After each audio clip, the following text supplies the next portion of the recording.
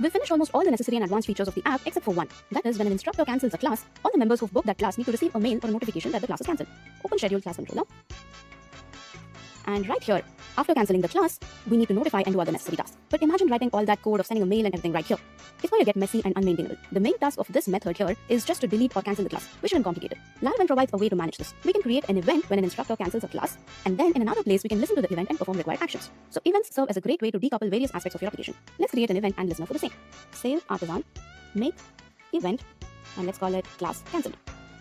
Next, let's make a listener for this. Save artisan, make listener, and let's call it notify class cancel because that's what the listener is going to do. And also pass the event that you're creating the listener for. Class is class. The event is class cancel.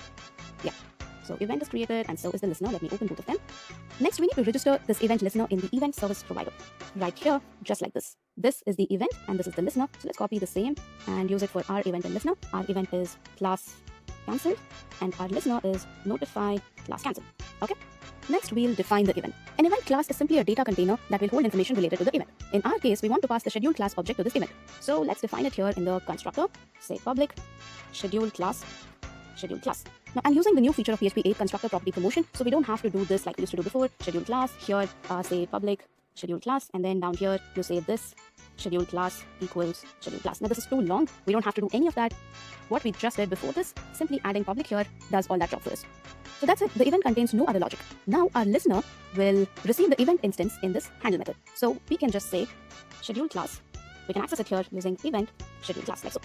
We will soon write some more logic here, but before that, we need to dispatch the event. That means this event should be fired when the class is cancelled. So before we actually delete it, let's fire the event or dispatch the event using the event class cancelled, and use the dispatch method and pass the schedule object here, like so. But one more thing, we are deleting the scheduled class. Let's also delete all the records in the booking table related to this, because members might have booked it. So that we can do using schedule members detach. Remember the detach method? Yeah, this works and it removes all the bookings as well.